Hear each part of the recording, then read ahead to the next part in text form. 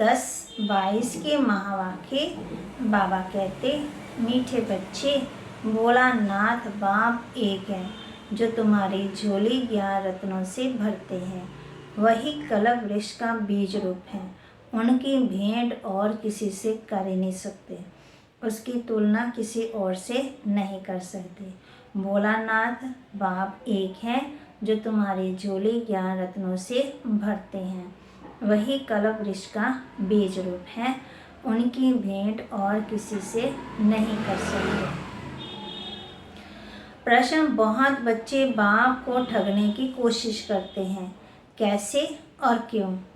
बाप को यथार्थ ना पहचानने के कारण भूल करके भी छिपाते हैं, सच नहीं बताते हैं, सभा में छिपकर बैठ जाते हैं। किसी बाबा को तो बाबा कहते, शिव बाबा को तो पता लगेगा, लेकिन ब्रह्मा बाबा को नहीं पता चलेगा। अगर हमने कोई पाप कर लिया तो बोझ हमारे ऊपर चढ़ा, फिर हमारा योग नहीं लग सकता है। इसलिए बाबा कहते, बच्चे कोई भूल हो गई है, बाप से नहीं छिपाओ। उन्हें पता ही नहीं कि धर्मराज बाबा सब कुछ जानता है। ये भी सजाओं को कम करने की युक्ति है कि सच्चे बाबा को सच बता दो। गीत भोलेनाथ से निराला और कोई नहीं, मेरी बिगड़ी बनाने वाला और कोई नहीं है। भोला कैसे है कि हम देते क्या हैं, हम विकार देते हैं, बुराइयां देते हैं, है ना, और 5 खोटे सिक्के देते हैं, वो मान जाता है। कितना भी हम बुरा काम करते हैं, मना कि कुछ भी करते हैं, लेकिन हम उसे प्यार से याद करते हैं, अपने मना कि सच्चे दिल से उसको याद करते हैं, तो वो हाजिर हो जाता है। और हम देते क्या हैं, वो लेता क्या है, लेता तो कुछ भी नहीं है, देता ही देता है। और भोलानाथ, ऐसा भोला कोई मिलेगा दुनिया में? भोला भी है, भोलानाथ भी है, भूतनाथ भी है वो। तो बाबा हम बच्चों कहते हैं, आज इंसान 1 बार मदद कर देगा, 2 बार मदद कर देगा, 3 बार मदद करेगा, 4 बार, चलो 10 बार मदद कर दी, लेकिन लास्ट में क्या कहेगा फिर? और बाबा हम बच्चों की हमेशा मदद करने के लिए तैयार हैं। और बाबा हम बच्चों कहते हैं कि बच्चे, 1 कदम आपका, 1000 कदम मेरे। धारणा के लिए मुख्य सार है, अपना सब कुछ बाप हवाले कर पूरा श्रीमत पर चलना है। कोई भी बुरा काम करके छिपाना नहीं है।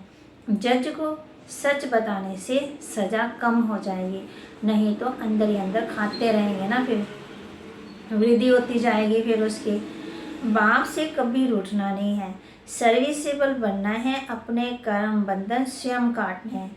कोई कहे कि ये मेरे कर्म बंधन काट देगा, नहीं, ऐसा कुछ भी नहीं है। अपने मन को, अपने मना ताकत को, अपने मन मजबूत को, खुद मन मजबूत बनना है, दूसरों के सहारे नहीं रहना है। बाप को अपना सहारा बनाना है। वरदान दे रहे बाबा बच्चों को, संगम युग की हर घड़ी को उत्सव के रूप में मनाने वाले, सदा उमंग उत्साह संपन्न भव।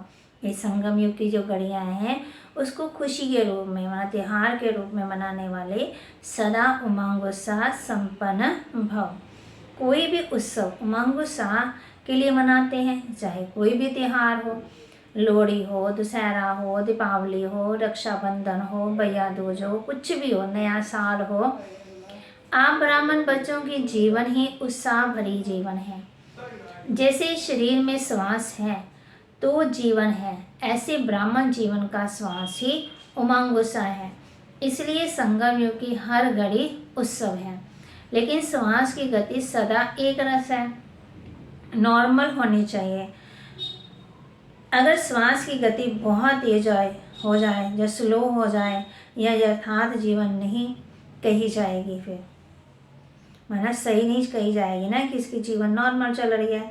तो चेक करो कि ब्राह्मण जीवन के उमंग उत्साह की गति नॉर्मल अर्थात एक रस है,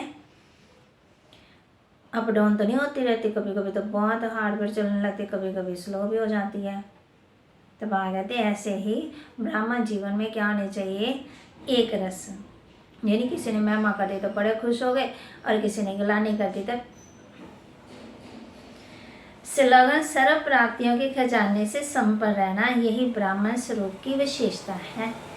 सर्व शक्तियों के खजाने से संपन्न रहना, यही ब्राह्मण स्वरूप की विशेषता है। मम्मा जगदम्बा सरस्वती के अनमोल महावाक्य मम्मा आज हम बच्चों को समझा रहे हैं। पहले बाबा समझा रहे थे, अब मम्मा समझा रहे हैं। ये जो मनुष्य गीत गाते हैं, ओ गीता के भगवान अपना वचन निभाने आ जाओ। अब वो स्वयं गीता का भगवान अपना कल्प पहले वाला वचन पालन करने के लिए आया है और कहते हैं, हे बच्चे, जब भाट पर अति धर्म गलानी होती है तब मैं इसी समय अपना वायदा निभाने के लिए अवश्य आता हूँ। जैसे कि गीत है ना, जो वादा किया वो निभाना पड़ेगा। और भगवान ने जब हम शिव बाबा ने हम बच्चों से वादा किया तो वो वादा निभाने के लिए आया है। हम बच्चों ने भी बहुत सारे वादे किए, आप आएंगे तो हम ऐसे कर देंगे, आप आएंगे तो ऐसे करेंगे, है ना। तो बाबा हम बच्चों को मम्मा हम बच्चों को समझा रहे हैं ना कि आपने भी भक्ति मार्ग में बहुत वादे किए हैं। अब मेरे आने का ये मतलब नहीं है कि मैं कोई जुगे जुगे आता हूँ। सभी युगों में कोई धर्म गलानी नहीं होती है। धर्म गलानी होती ही है कलयुग में। तो मानो परमात्मा कलयुग के समय आता है और कलयुग में फिर कलप आता है। तो मानो कलप आता हूँ। कलप के फिर 4 युग हैं, इसको ही कलप कहते हैं। आधा कलप सतयुग त्रेता में सतोगुण सतो प्रधान है, वहाँ परमात्मा के आने की कोई ज़रूरत नहीं। और फिर तीसरा द्वापर युग से तो फिर दूसरे धर्मों की शुरुआत है। उस समय भी अति धर्म गलानी नहीं है। इससे सिद्ध है कि परमात्मा तीनों युगों में आता ही नहीं है। बाकी रहा कलयुग, उसके अंत में अति धर्म गलानी होती है। उसी समय परमात्मा आए अधर्म विनाश कर सत्य धर्म की स्थापना करता है। अगर द्वापर में आया हुआ होता तो फिर द्वापर के बाद तो अब कल सतयुग होना चाहिए। फिर दुनिया दुखी क्यों, फिर कलयुग क्यों?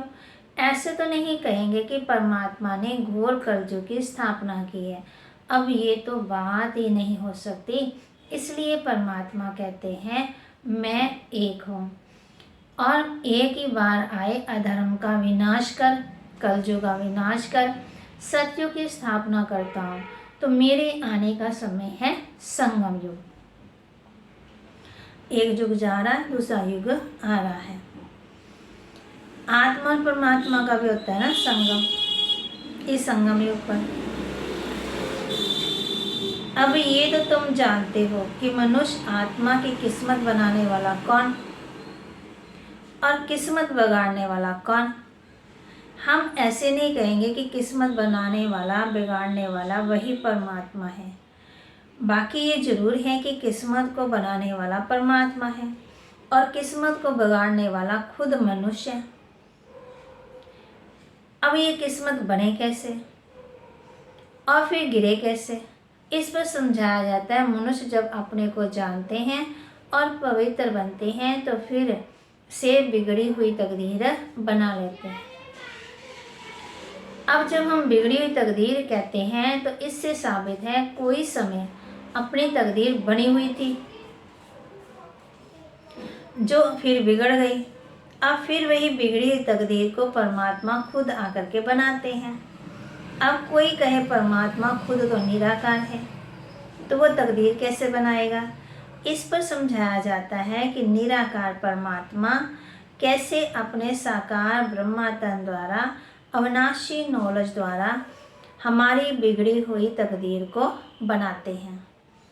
अब ये नॉलेज देना परमात्मा का काम है। बाकी मनुष्य आत्मा एक दो की तकदीर को नहीं जगा सकते। जैसे गीत है ना कि तकदीर जगा कर आई हूँ, नई दुनिया बसा के आई हूँ। कोई किसी की तकदीर नहीं बना सकता, ना जगा सकता है। सिर्फ परमात्मा ही आकर के हम बच्चों की तकदीर बना सकता है। तकदीर को जगाने वाला एक परमात्मा है, तभी तो उन्हों का यादगार मंदिर कायम है। अच्छा, ओम शांति।